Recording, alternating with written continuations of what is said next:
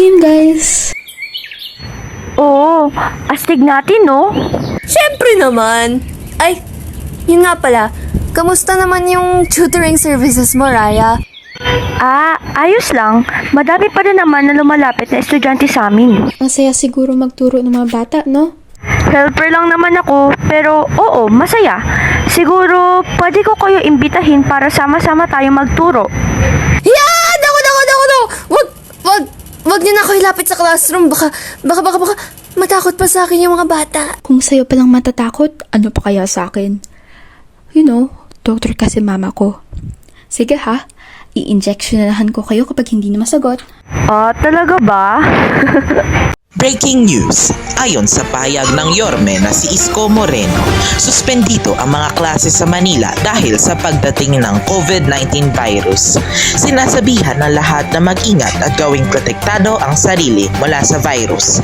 Manatili lamang sa bahay at magsuot ng face mask at face shield sa labas. Balita mula sa ECS. Mabuhay, sino po ba ito? Magandang araw po. Ako po ang nurse si Dr. Fernandez. Ikaw po ba ang anak niya? Opo, meron po ba nangyari? Opo, malala na po ang sitwasyon ng iyong nanay, kaya sana maisagawa na po kaagad ang treatment. Napakalaking halaga po pala ang kailangan. Opo, malala na po ang sitwasyon ng iyong nanay, kaya sana maisagawa na po kaagad ang treatment. Maaari ko po bang makausap ang nanay ko? Sige po, ipasa ko lang po ito sa kanya. Hello, Nak. Musta na kayo dyan? Okay lang ba kayo? Kailangan niyo po ba ng kausap? Okay lang, Nak. Pasensya na talaga, Nak, ha? Alam ko wala tayong pambayad sa pangpapagamot ko ngayon. Pero huwag ka mag-aalala, ha, Nak. Maghahanap ako ng paraan para sa ating dalawa. Ma, okay lang po. Magpagaling na lang po kayo. Promise po. Susubukan ko po na makapagbayad tayo. Ipagdarasal ko na lang po kayo. Salamat talaga, Nak, ha? Pasensya na talaga, ha? Sige, mag-ingat ka dyan, Nak. Tsaka huwag mo kakalimutan mag-mask tsaka mag-disinfect para hindi ka mag-aya sakit. Sige, Nak. Paalam, mag-ingat ka dyan, ha? Okay lang po, Ma. Saan ko kukunin ang perang ipambabayad sa ospital? Walang-wala pa naman ako. Lalapit ako sa mga kaibigan ko. Baka pwede nila akong matulungan. So like, bibili muna kami ng mga libro. Ay, nandito na si Maya. Hello! Hello, Maya! Anyari? Nag-uusap lang kami tungkol sa tutorial services namin. Nagsisialisan na yung mga estudyante. Kaya, nagsuggest si Cassie na pumunta daw kayo dun mamaya. Okay. May problema ako. Na-ospital ang nanay ko at kailangan raw namin ng 100,000 pesos para sa kanyang pagpapagamot. Hindi ko na alam ang gagawin ko. Pwede niyo ba akong tulungan? Huwag kang mag-aalala, Maya. Tutulungan ka namin. Pwede kami mag-ambaga ng pera hanggang sa mabuo ang halagang kailangan mo. Meron akong extra na 2,000 pesos mula sa natapid ko. Ipapadala ko na lang sa Gcash mo. Gawa din tayo ng donation campaign sa FB. Ipabadala lang namin sa Gcash mo. Ako na gagawa. Hala, maraming salamat talaga. Pasensya na din. Ang laki ng utang na loob ko sa inyo. Wala yun, Bes. Sino pa ba magtutulungan kung di tayo magkakaibigan? Uy, nandito na kayo. Salamat ha.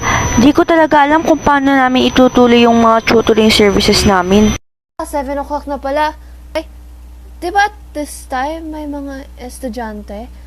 Ba't wala sila ngayon? Mamaya ko na lang ipagpapatuloy ang aking pagtuturo.